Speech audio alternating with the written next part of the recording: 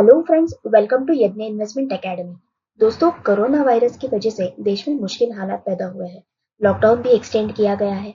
ऐसे समय में लोगों को फाइनेंशियल क्राइसिस का सामना ना करना पड़े, इसलिए हमारी फाइनेंस मिनिस्टर निर्मला सीतारमण जी ने 24 मार्च को कई सारे रिलीफ मेजर्स अनाउंस किए, जिनमें से एक ईपीएफ विड्रॉवल के बारे में भी था।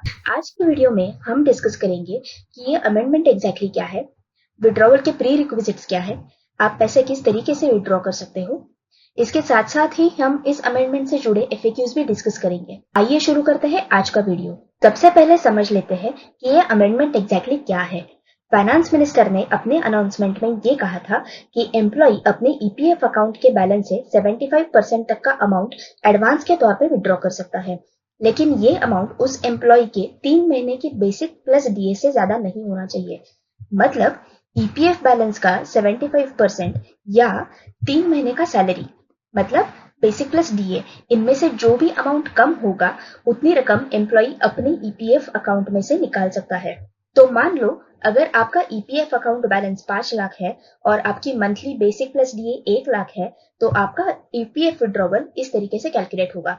75% of 5 lakhs, that is 3,75,000, और 3 months basic plus DA which is salary, that is 3 lakhs. So इसमें से लोअर अमाउंट आता है 3 लाख। तो आप आपके ईपीएफ अकाउंट में से 3 लाख तक का अमाउंट विड्रॉ कर सकते हो। इस अमेंडमेंट के 3 खास फीचर्स हैं।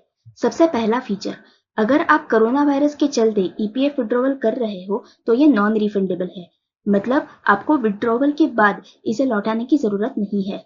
दूसरा फीचर, आमतौर पे ईपीएफ विड्रॉवल स्पेसिफिक केसेस में अलाउ किया जाता है, जिसके लिए आपको सपोर्टिंग डॉक्यूमेंट सबमिट करने पड़ते हैं। अगर आप कोरोना वायरस पैंडेमिक की वजह से विड्रॉ कर रहे हो तो आपको कोई भी प्रूफ सबमिट करने की जरूरत नहीं है। और तीसरी इंपॉर्टेंट बात, ये विड्रॉवल बिल्कुल टैक्स फ्री है। जनरली ईपीएफ अकाउंट से आप 5 साल के बाद पैसे विड्रॉ कर सकते हो, लेकिन इस केस में अगर आप 5 साल से पहले भी विड्रॉ कर लेते हो तो भी ये बिल्कुल टैक्स फ्री रहेगा। अब देखते हैं विड्रॉवल करने के लिए प्री रिक्विजिट्स क्या है। सबसे पहली शर्त, ईपीएफओ के रिकॉर्ड्स में आपकी केवाईसी डिटेल्स अपडेटेड होनी चाहिए। आपका नाम, UAN, address, pan, bank details, photo, signature etcetera. अगर आपकी केवाईसी अपडेटेड नहीं है तो आपका क्लेम पास नहीं होगा, तो ध्यान रहे कि आपकी केवाईसी अपडेटेड हो। दूसरी बात, अपने बैंक अकाउंट डिटेल्स चेक करें।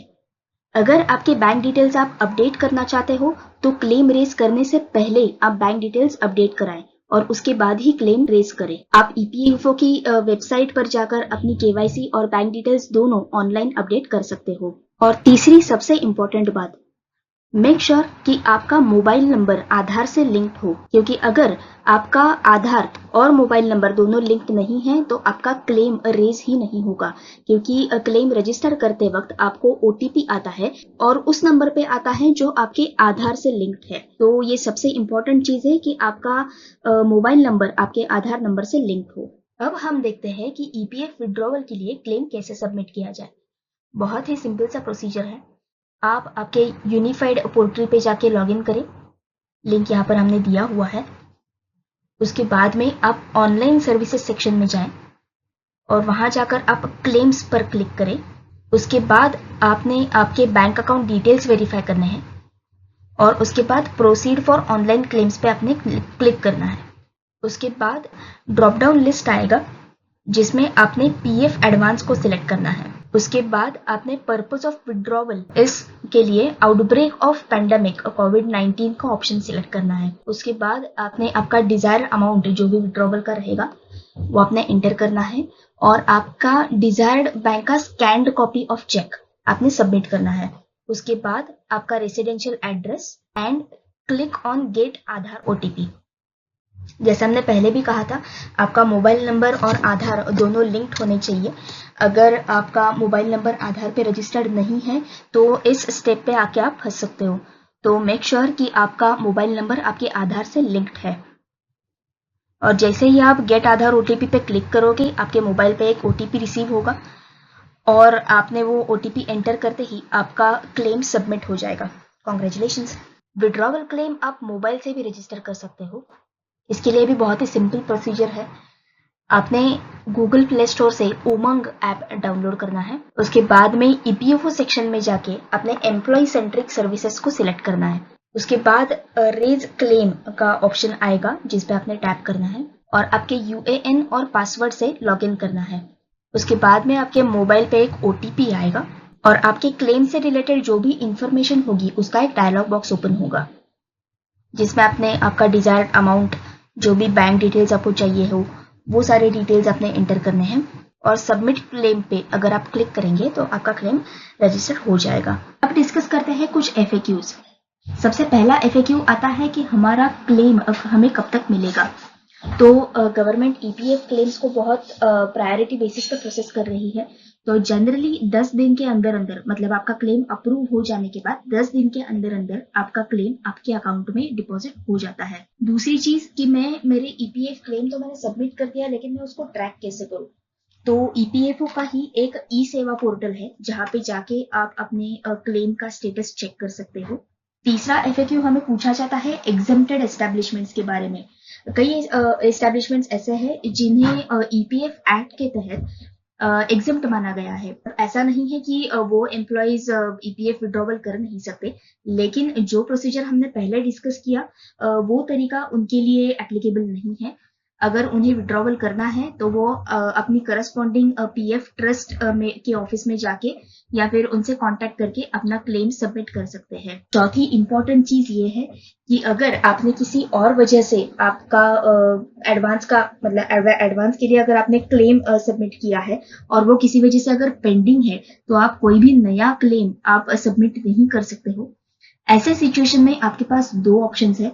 एक तो वो पुराना जो आपका क्लेम है वो सेटल होने तक आप वेट कर लो, या तो दूसरा ऑप्शन ये है कि वो क्लेम आप कैंसिल मतलब रिजेक्ट करने की रिक्वेस्ट कर लो या फिर खुद ही से कैंसिल कर लो और नया क्लेम आप सबमिट कर सकते हो। और एक इम्पॉर्टेंट क्लैरिफिकेशन देना है, वो ये है कि ये जो अमेंडमेंट लाया है वो सिर्फ कोरोना वायरस की वजह से किसी को भी फाइनेंशियल क्राइसिस का सामना ना करना पड़े इसलिए लाया हुआ है।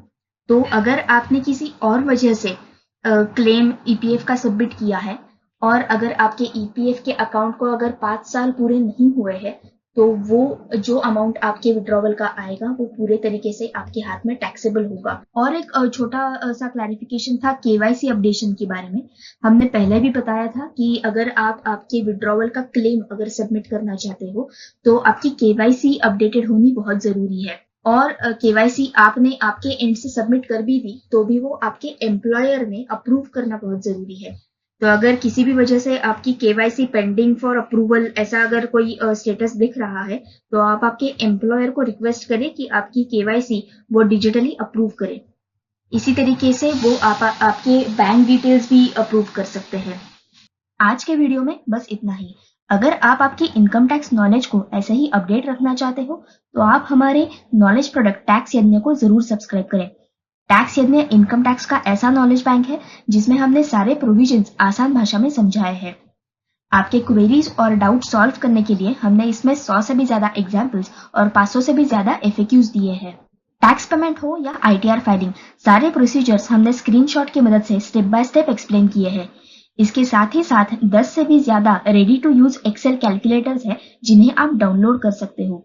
तो आप टैक्स यज्ञ को जरूर सब्सक्राइब करें और अगर आप ऑलरेडी इसके सब्सक्राइबर हैं तो आपके सुझाव हमें जरूर भेजें ताकि हमें टैक्स यज्ञ को इम्प्रूव करने में मदद हो, क्योंकि हमारी यही कोशिश है कि इनकम टैक्स से जुड़े सारे सवालों के जवाब हम टैक्स यज्ञ के जरिए आपको दे पाए। साथ ही साथ अगर आप हमारा चैनल पहली बार देख रहे हो तो हमें सब्सक्राइब करना ना भूलें और अगले वीडियो तक मुझे आज्ञा दीजिए दोस्तों। जय हिंद।